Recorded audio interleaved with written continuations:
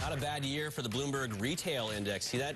Just going up, up, up. All right, welcome back to Bloomberg Market Day. I'm Matt Miller. Speaking of retail, sales rose 1.2% last month, matching estimates. That includes a 1.5% gain at clothing stores. But one company not doing so well is J.Crew. Sales at J.Crew fell 5.2% in the first quarter, and that has the company cutting 175 jobs and shaking up its women's designers. Scarlett Fu is with Mortimer Singer, CEO of Traub Assets. Scarlett? All right, thanks so much, Matt. That's right. We're here with Mortimer Singer of Traub Associates.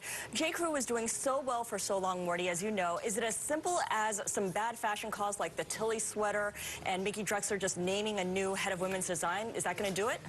Look, I think great merchants have to take risks, and when you take risks, there's often consequences. I think this is really a short-term thing. You know, the huge part of their business is knits and sweaters, and this Tilly sweater is obviously squarely in that. And they went in a direction trying to make a shape that was a little different than their classic fit, and they've identified it, they've ring-fenced it, and they're making changes. And I don't think this is going to be something that's long-lasting. They're a wonderful company, wonderful merchants, and a lot of things ahead of them. So do they need to make a bigger risk and make a bigger change and fire, say, Jenna Lyons, or at least change her role a bit? I don't think that's something that is really on the cards. I mean, she's an incredible force across all of their brands and all of their assets and everything that they do. And this is really a more technical issue around product. And I think you know, they have secular tailwinds behind them because of all the international growth they have ahead of them too.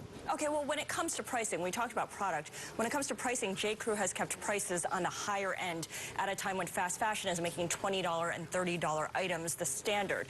Does the company hold the line on prices even as the constant 30% off emails flood everyone's mailboxes and devalue the goods?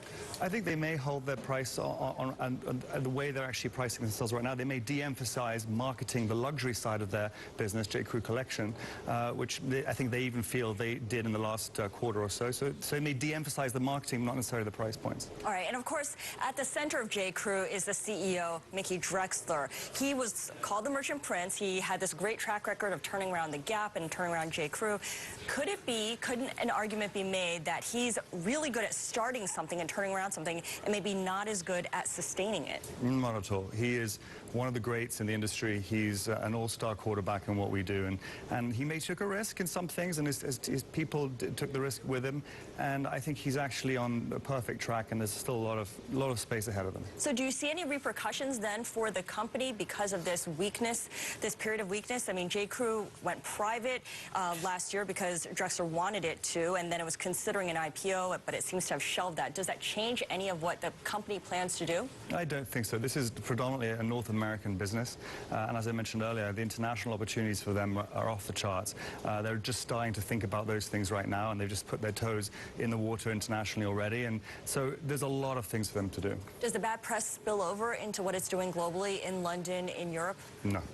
Not at all? I don't think so at all, because ultimately people know them for their reputation, and you know, reputation is repetition, and they tend to repeat everything they do incredibly well, and I think this is a blip.